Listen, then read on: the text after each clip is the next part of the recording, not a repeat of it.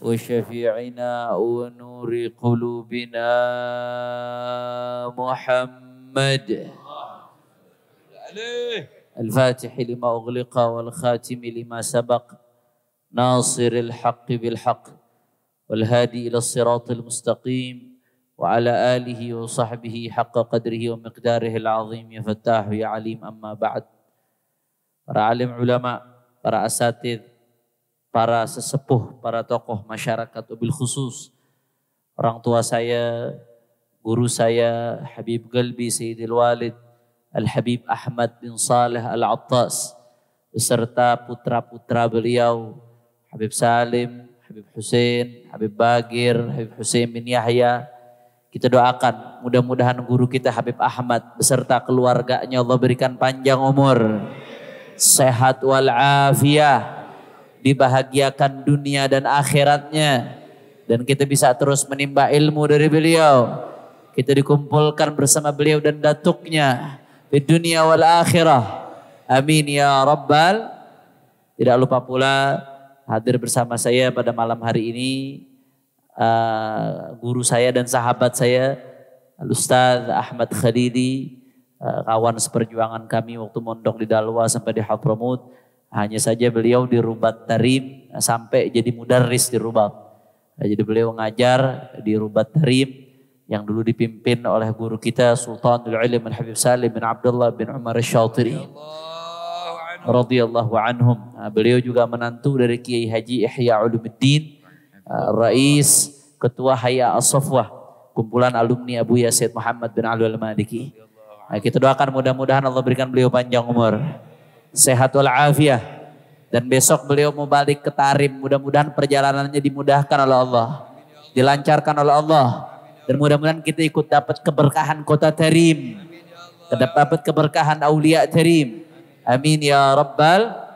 Dan salam penghormatan yang paling istimewa saya hadiahkan kepada hadirin hadirat, muslimin muslimat, mukminin mukminat yang hadir pada kesempatan kali ini. Semua angkat tangan, kita minta sama Allah. Mudah-mudahan berkatnya majelisnya Rasulullah Sallallahu Alaihi Wasallam. Tidaklah kita keluar dari tempat ini kecuali semua dosa kita diampuni oleh Allah. Yang sakit Allah angkat penyakitnya, Allah sehatkan badannya, Allah kuatkan iman Islam kita sampai wafat dalam keadaan husnul khatimah. Amin ya rabbal. Melanjutkan kajian daripada kitab Fiqh Sirah karya Sayyidina Al-Imam Syahidul Mihrab Al-Syekh Muhammad Sa'id Ramadan Al-Buti alaihi rahmatullah. Sebelum kita lanjutkan, kita bacakan Fatihah buat muallif Syekh Muhammad Sa'id Ramadan Al-Buti. Ala Allah yaghfir lahu wa yarhamhu wa ya'li darajatihi fil jannah wa ya'id alaina min barakatihi wa asrarihi fid dini wad dunya wal akhirah bisirril Fatihah. A'udzu billahi minasyaitonir rajim. Bismillahirrahmanirrahim. Alhamdulillahirabbil alamin. الرحمن الرحيم مالك يوم الدين إياك نعبد وإياك نستعين اهدنا الصراط المستقيم صراط الذين أنعمت عليهم غير المغضوب عليهم ولا الضالين. قال رضي الله عنه: والقسم الثالث من البعثة إلى الهجرة مراحل الدعوة الإسلامية في حياة النبي عليه الصلاة والسلام. مرت الدعوة الإسلامية في حياته عليه الصلاة والسلام منذ بعثته إلى وفاته صلى الله عليه وسلم بأربع مراحل. المرحلة الأولى الدعوة سرا واستمرت 3 سنوات. المرحلة الثانية الدعوة جهرا وباللسان فقط دون قتال واستمرت إلى الهجرة. المرحلة الثالثة الدعوة جهرا مع قتال المعتدين والبادين بالقتال أو الشر، واستمرت هذه المرحلة إلى عام صلح الحديبية. المرحلة الرابعة الدعوة جهرا مع محاربة كل من وقف في سبيل الدعوة أو امتنع عن الدخول في الإسلام بعد فترة الدعوة أو الإعلام من المشركين أو الملاحدة والوثنيين. وكانت هذه المرحلة هي التي استقر عليها أمر الشريعة الإسلامية وحكم الجهاد في الإسلام. Ahibba al-kiram, setelah kita panjang lebar di sekian pertemuan yang lalu membahas tentang baginda Nabi Muhammad sallallahu alaihi wasallam, mulai dari kelahiran beliau, nasab beliau, hikmah diutusnya beliau di Jazirah Al-Arabiyah, sampai kemarin panjang lebar kita membahas hikmah turunnya wahyu dengan cara yang diriwayatkan kepada baginda Nabi besar Muhammad sallallahu alaihi wasallam. Kita dibahas panjang lebar apa hikmahnya Rasulullah menerima wahyu dalam keadaan bergetar, dalam keadaan ketakutan dan lain sebagainya. Ternyata ada wahyu besar yang Allah titipkan di balik itu. Nah, sekarang beliau mulai masuk membahas. Sebelum beliau masuk membahas bagaimana visi misi baginda Nabi Muhammad sallallahu alaihi wasallam ketika dia realisasikan dalam bentuk dakwah, jihad dan lain sebagainya. Kemudian itu berlangsung berangsur-angsur selama 23 tahun. Nah, jadi Rasulullah sallallahu alaihi wasallam itu diutus umur berapa? 40 tahun. Kemudian Rasulullah hijrah umur berapa? 53 tahun. Hijrah umur berapa? 53 tahun. Depannya dari tahun ke tahun. Sebelum kita masuk, pahamin dulu prolognya. Ternyata 23 tahun Nabi sallallahu alaihi wasallam menjadi Rasulullah terbagi menjadi 4 fase, Saudara. Yang pertama, al-marhalatul ula ad-da'wah sirran. Fase pertama, fase Nabi dakwah sirran, sembunyi-sembunyi. Nah, Nabi dakwah sirran selama berapa tahun? Wasamarrat 3 sanawat. Nabi dakwah sembunyi-sembunyi dari kuping ke kuping berlangsung selama 3 tahun. Nah, ini catat nih. Tadi dari 23 tahun dikurang 3 tahun. 3 tahunnya dakwah sembunyi-sembunyi. Sisa berapa tahun berarti? 20 tahun sisa. 3 tahun dakwah sembunyi-bunyi. Sisa 20 tahun dibagi lagi menjadi 3. Yang fase yang kedua tadi Saudara, setelah dakwah sembunyi-sembunyi, dakwah jahran. Dakwah secara terang-terangan. Itu fase kedua. Kapan itu dilakukan? Tapi wabil lisani faqat. Fase yang kedua, dakwah secara terang-terangan hanya dengan belum mengangkat senjata. Rasulullah belum mengumumkan perang. Rasulullah belum melakukan invasi, belum melakukan pertempuran lah. Hanya baru dengan lisan, tapi terbuka. Tapi secara konfrontatif, tapi secara demonstratif, secara terang-terangan. Kapan itu terjadi? Tadi, setelah 3 tahun sampai Rasulullah sallallahu alaihi wasallam hijrah ke kota Madinah. Nah, berarti tadi Rasulullah di Madinah berapa tahun? Saya sudah jelaskan. Di Mekah berapa tahun? 13 tahun. Fase Mekah 13 tahun. Dari 13 tahun fase Mekah, 3 tahunnya Rasulullah dakwah sirron, dakwah secara sembunyi-sembunyi. 3 tahun pertama. Sisanya 10 tahun Rasulullah dakwah secara terang-terangan, tapi belum masuk tahap perang. Belum masuk tahap mengangkat senjata, belum masuk tahap menggerakkan pasukan, baru dakwah dengan lisan. Kira-kira jelas atau tidak? Nah, itu yang kedua. Yang ketiga, fase yang ketiga dari 23 tahun nih. Fase yang ketiga, dakwatu jahran ma'a qitalil mu'tadin wal badi'ina bil qital awi syarr. Wastamarrat hadhihi al-marhalah ila 'am sulh Hudaybiyah. Fase yang ketiga, baginda Nabi Muhammad sallallahu alaihi wasallam dakwah secara terang-terangan. Cuman bedanya sama yang tadi, kalau tadi ada yang ganggu Rasulullah masih sabar, ditahanin sama Rasulullah sallallahu alaihi wasallam. Rasulullah dilempari kotoran oleh orang-orang kufar Quraisy, diludahi dan lain sebagainya, sebagaimana nanti akan kita bahas bagaimana perjuangan Rasulullah ketika di Mekah. Rasulullah sabar. Tapi ketika masuk fase yang ketiga nih, setelah Rasulullah hijrah, umat Islam solid, kuat, mulai masuk fase yang ketiga, Rasulullah dakwah secara terang-terangan dan memerangi siapapun yang mengganggu dan menghalangi dakwahnya baginda Nabi Muhammad. Kira-kira jelas atau tidak? Kapan itu terjadi? Mulai dari awal Rasulullah hijrah sampai tahun Sulhul Hudaybiyah. Kapan itu tahun Sulhul Hudaybiyah? Tahun 6 ke hijrah. Tahun 6 dari hijrahnya baginda Nabi Muhammad sallallahu alaihi wasallam. Kira-kira jelas atau tidak? Kemudian fase yang keempat. Supaya jelas nih, supaya ada gambaran. Jadi saya nggak terlalu panjang nih malam. Karena ada Ustadz Khalili. Sebenarnya saya mau masuk sampai dakwah sirran. Tapi dakwah sirron pembahasannya cukup panjang.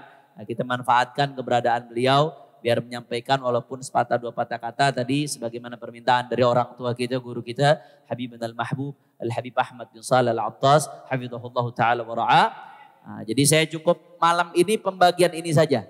Tapi pembagian ini kalau ente pahami dengan baik ini jadi modal ente ke depan buat belajar dan lebih mudah mempelajari sejarahnya baginda Nabi Muhammad sallallahu alaihi wasallam. Kemudian fase yang keempat, ad-da'watu jahran ma'a muharabati kulli man waqafa fi sabilid da'wah wa au imtana'a 'anid dukhuli fil Islam ba'da fatratid da'wati wal i'lam minal musyrikin wal malahidah wal wathaniyin.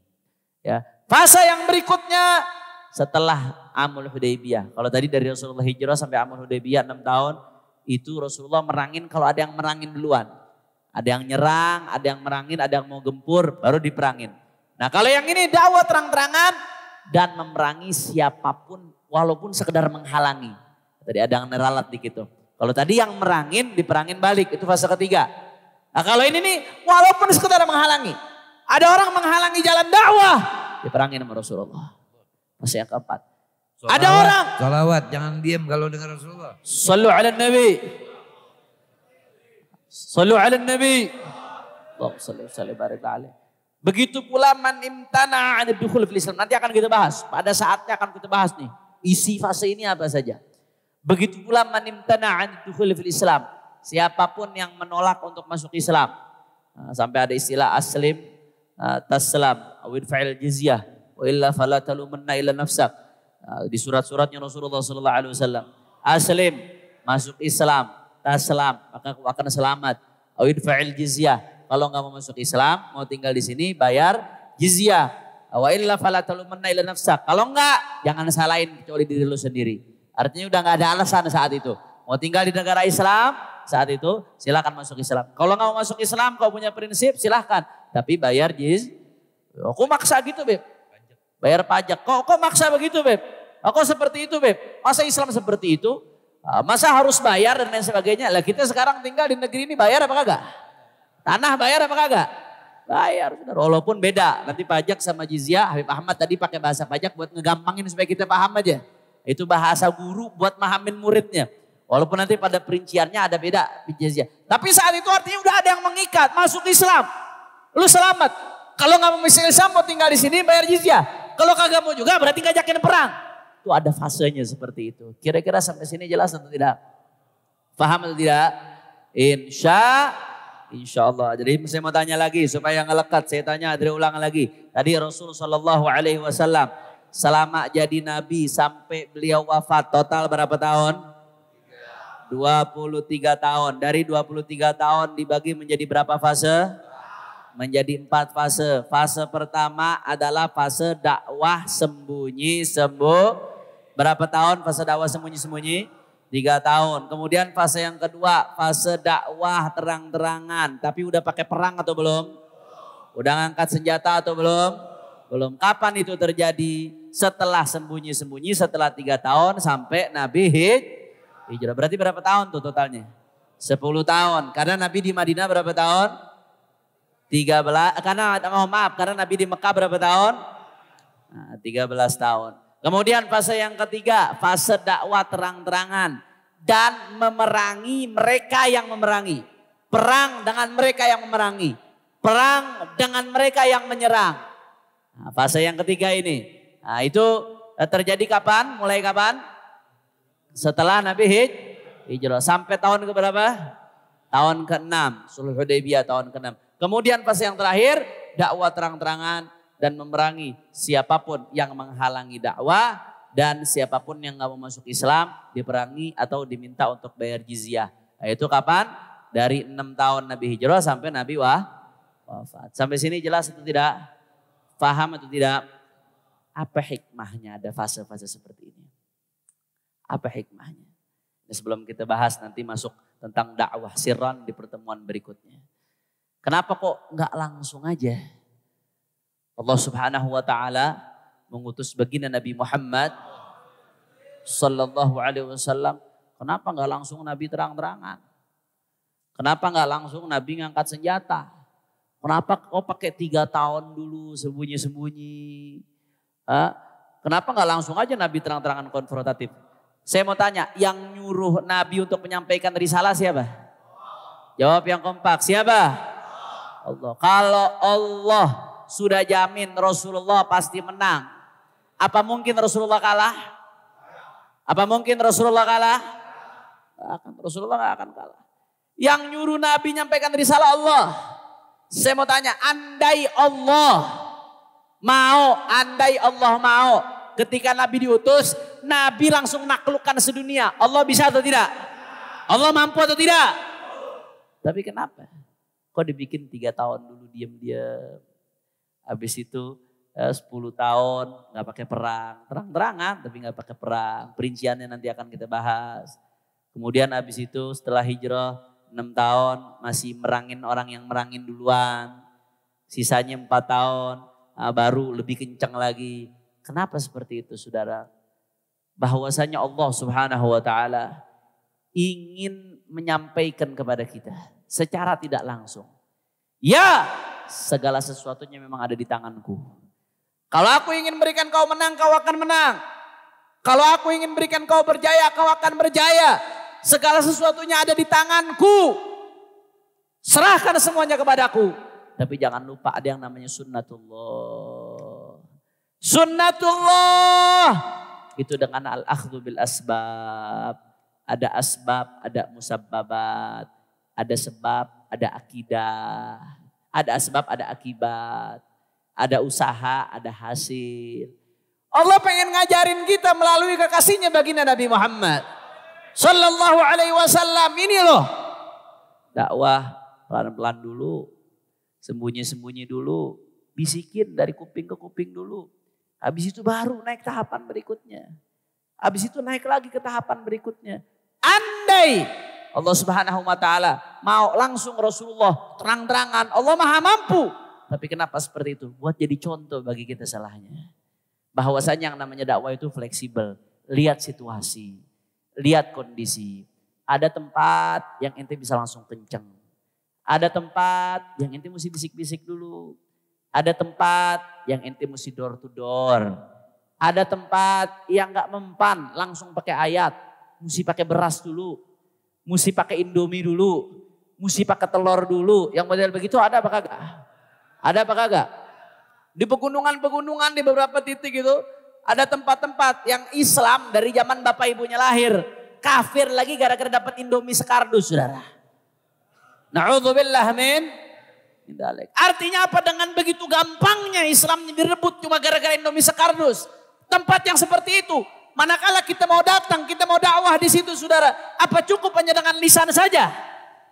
Apa cukup langsung kita bikin mimbar teriak-teriak di situ? Apa pantas seperti itu? Enggak saudara. Datang dulu bawa beras. Datang dulu bawa telur. Datang dulu bawa indomie. Penuhin dulu perutnya. Kenyangin dulu. Habis itu baru kupingnya mau dengerin ente. Itu tahapan dalam dakwah. Nggak langsung ujuk-ujuk. Terang-terangan saudara. Nggak usah jauh-jauh deh guru kita. Habibana al-Habib Ahmad bin Shalih Al-Attas. Saya mau tanya, emang nih majelis, emang majelis langsung rame begitu? Begini nih dari zaman Habib Ahmad buka. Awal buka berapa Habib? Awal buka tahun berapa? Udah nih sini udah hampir 27 tahun. Berapa orang awal buka? Kelilingan gitu, kelilingan. Kelilingan. Dari satu dalam rumah. Sampai begini ramenya. Saya mau tanya ini bisa kayak gini bertahap apa kagak? Bertahap. Nah Allah subhanahu wa ta'ala ini pengen nunjukin. Melalui Nabi Muhammad ada tahapannya dakwah. Nggak bisa langsung gerabak gerubuk. Lihat dulu situasi. Lihat kondisi. Contoh. Saudara-saudara kita ada yang pengen berjuang menegakkan khilafah. Khilafah itu ajaran Islam. Di dalam fikih ada pembahasan khilafah. Tapi apakah di setiap tempat pas kalau kita bahas khilafah? Enggak. Ada orang yang wudunya aja belum benar. Mau kita ajak bicara khilafah kagak nyambung saudara. Paham atau tidak? Walaupun saya bicara khilafah seperti ini bukan berarti yang namanya khilafah itu pemahamannya luas. Nggak sempit, bukan berarti dengan adanya khilafah terus sekat-sekat negara langsung dihapus seperti itu. Khilafah itu fleksibel. Ada ulama yang nulis tentang bagaimana khilafah di zaman modern ini. Bukan berarti menghapus negara-negara yang ada, enggak. Bisa juga dalam bentuk kerjasama antara negara-negara Islam. Intinya ada persatuan dan kesatuan di tengah-tengah umat Islam di seluruh dunia. Itu juga kondisional. Tapi lu jangan ujuk-ujuk semua orang bicara khilafah. Orang belum bisa wudhu ya ajak ngomong wudhu dulu. Orang belum sholat disuruh sholat dulu. Jangan langsung ujuk-ujuk diajak bicara tentang khilafah. Sampai sini jelas atau tidak? Nah, karena para ulama menyebutkan seorang yang da'i, yang berdakwah, yang mengajak kepada Allah Subhanahu wa taala itu ibarat tabib, ibarat dokter. Dokter harus tahu penyakit pasiennya. Nah, baru dari situ dia bisa meresepkan obat. Apa obat yang cocok buat pasien? Nah, jangan pasien sakit gigi ya dikasih obat apa namanya? Puyeng aspirin. Aspirin, semuanya aspirin gitu. Jangan, mesti tahu obat yang cocok buat pasien apa. Begitu pula dai, apa yang dibutuhkan. Bagaimana kondisi pasiennya. Beda dosis buat anak kecil sama dosis buat orang dewasa, sama atau beda? Beda. Jangankan itu, kadang-kadang kalau dokter tuh kita ke dokter ditanya umurnya berapa? Berat badannya berapa? Tingginya berapa? Ada juga yang nanya bininya berapa katanya. Iya mohon maaf nih, ini yang bukan Anda yang ngomong disuruh Habib Ahmad ini. Mau aja.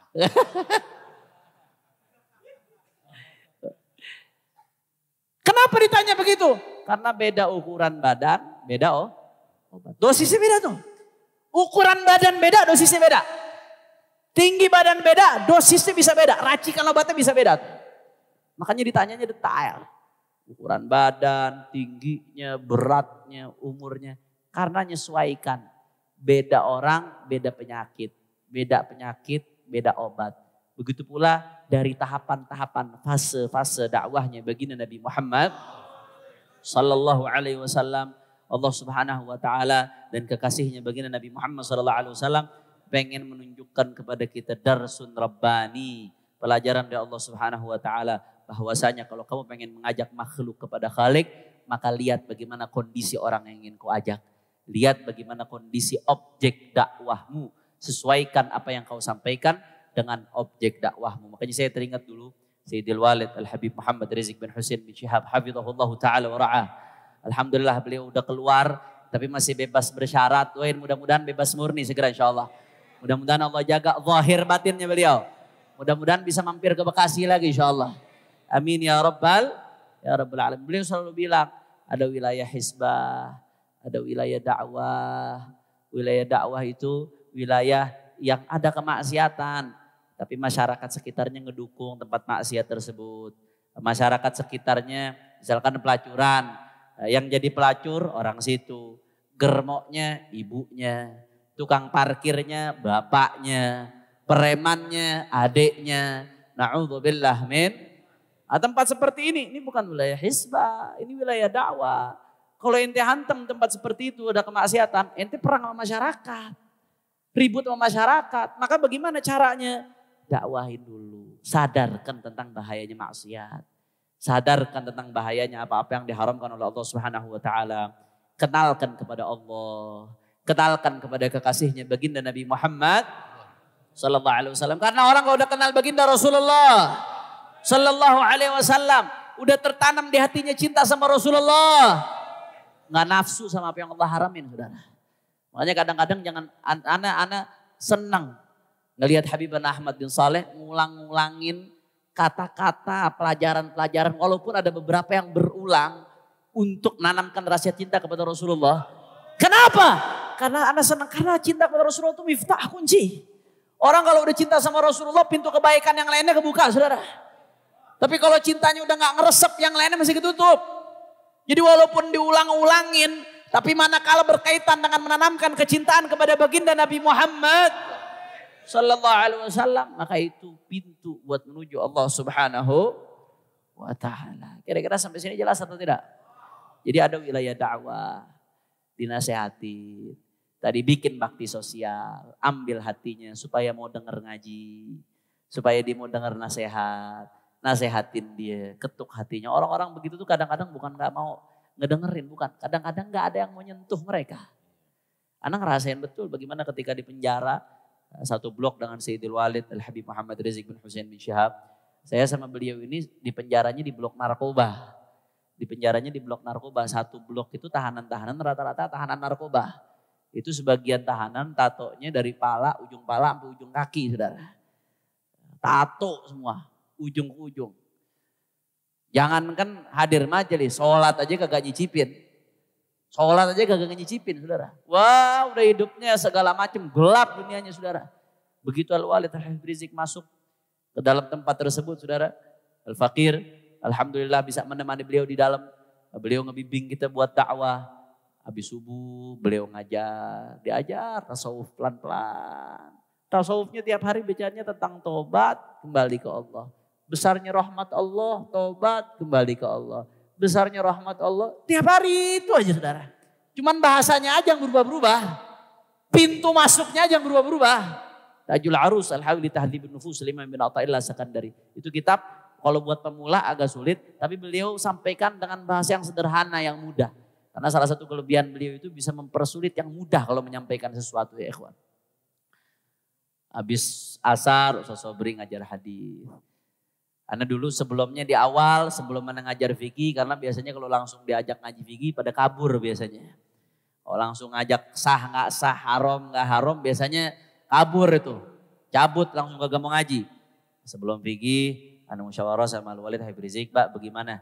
Anda mau ngajar syama'il Rasulullah sallallahu alaihi wasallam di kitab Al-Insanul Kamil. Biar kenal dulu dia nabinya, biar basah dulu tuh yang kering biar basah. Begitu kita ajar tentang sifatnya Rasulullah sallallahu alaihi wasallam. Bagaimana tampannya Rasulullah, bagaimana indahnya Rasulullah sallallahu alaihi wasallam, bagaimana bagusnya akhlaknya Rasulullah, bagaimana beraninya Rasulullah, bagaimana sempurnanya nasabnya Rasulullah sallallahu alaihi wasallam. Ajarin itu tiap hari, saudara. Begitu berapa bulan Anda ngajar itu, saudara. Begitu mulai ada setrumnya ketika dengar nama Nabi Muhammad sallallahu alaihi wasallam, baru kita masuk ke fikih. Semangat, nyatet, hatam Safinatun Najah, saudara. Ini gak pernah ngaji sebelumnya. Ta'adud min ni'mah, saudara. Akhirnya apa yang terjadi? Alhamdulillah, alhamdulillah. Ini salah satu hikmah yang kita dapatkan betul-betul di balik takdir Allah Subhanahu wa taala. Akhirnya apa yang terjadi? Banyak di antara mereka yang dengan izin Allah, ibarakati Rasulullah sallallahu alaihi wasallam, yang tadinya enggak kenal sholat, malah tahajudnya lebih dari kita ya ustadznya, saudara. Kita ustadz kadang-kadang malu tahajudnya, ntar enggak, ntar bolong-bolong, banyakan bolongnya daripada tahajudnya, saudara. Lebih rajin. Nangisnya lebih gampang dari kita. Enggak boleh kena sujud, nangis. Enggak boleh kena nadahin tangan kepada Allah, nangis. Manja sama Allah. Rajin ngajinya luar biasa. Sholat 5 waktunya Masya Allah. Semangatnya buat jaga ulama, buat bela agama luar biasa, saudara. Mereka bukan gak mau kembali kepada Allah. Kadang-kadang gak ada yang nyentuh, saudara. Gak ada yang mau turun. Masya Allah. Kira-kira sampai sini jelas atau tidak? Makanya gak semuanya wilayah hizbah. Ada wilayah dakwah. Wilayah dakwah, masyarakat yang di situ ada tempat maksiat, tempat kemunkaran yang terang-terangan. Kemudian tapi masyarakat di sekitarnya dominan mendukung tempat kemaksiatan tersebut, bahkan jadi sumber tempat kemaksiatan tersebut. Maka sikap kita seperti apa? Itu harus didakwain. Nggak boleh langsung datang ke situ amar ma'ruf nahi munkar, nggak efektif, kurang bijak, kurang arif, hasilnya nanti kurang bagus. Ada lagi wilayah hizbah. Wilayah hizbah yang bagaimana? Ini ada satu tempat maksiat. Warga di sekitar udah gerah. Warga juga udah pegel. Anaknya rusak ngeliat di tempat. Masyarakat juga udah kesel. Pengajian udah terganggu. Premannya keluyuran. Tempat pelacurannya luar biasa terang-terangan. Warga udah gerah. Tapi warga bingung gak bisa berbuat. Makanya namanya wilayah hizbah. Domennya apa? Amar ma'ruf nahi munkar, saudara. Bagaimana caranya? Tegur. Ingetin tolong tutup, ini warga udah gerah. Kalau kamu gak tutup ini bahaya, ini merusak warga. Kalau dia gak mau tutup juga, tegur aparatnya, minta aparat untuk nutup, mulai dari RT, RW sampai terus ke atas. Kemudian polisinya dari yang bawah sampai ke atas. Bagaimana caranya tempat tersebut bisa tutup, kemunkarannya bisa hilang. Ini namanya wilayah Jelas atau tidak? Dari mana nih timbul pembagian begini nih? Ada wilayah dakwah, wilayah hisbah, ada wilayah yang lebih cocok untuk fase Mekah. Kuatin dulu deh iman warga, jangan bicara sistem pemerintahan dulu. Ada wilayah yang udah cocok buat bicara fase Madinah. Udah ada pemerintahan Islam di situ. Ayat-ayat yang turun di fase Madinah pun ayat-ayat ahkam. Kebanyakan ayat-ayat yang berkaitan dengan hukum. Yang bicara dengan halal haram. Ada wilayah dakwah yang seperti itu. Ada yang cocoknya pakai fase Mekah. Ada yang cocoknya fase Madinah. Dari mana pembagian ini semua? Wilayah hisbah, wilayah dakwah. Wilayah fase Mekah, wilayah fase Madinah. Ini semua cocok. Ini semua bisa kita tahu dari kehidupan sirahnya baginda Nabi besar Muhammad Sallallahu Alaihi Wasallam. Kira-kira sampai sini jelas atau tidak? Faham atau tidak? Jadi dari 4 pembagian fase ini kita diajarkan untuk bijak di dalam berdakwah, bijak di dalam mengajak orang kepada Allah Subhanahu Wa Taala, berikan obat sesuai penyakitnya, sampaikan apa yang diperlu disampaikan sesuai dengan kebutuhannya, sebagaimana itu dilakukan oleh kekasih Allah Subhanahu Wa Taala, yaitu baginda Nabi besar Muhammad Sallallahu Alaihi Wasallam. Ini saja yang saya sampaikan. Insya Allah di pertemuan berikutnya kita masuk ke dakwah sirran. Bagaimana kejadian dakwah sirrannya Rasulullah Sallallahu Alaihi Wasallam. Kemudian apa hikmah yang terjadi di balik dakwah sirrannya Rasulullah Sallallahu Alaihi Wasallam. Insya Allah akan kita bahas pada pertemuan berikutnya. Hadani Allah wa iyyakum ila siratil mustaqim. Al-afu minkum. Wassalamualaikum warahmatullahi wabarakatuh.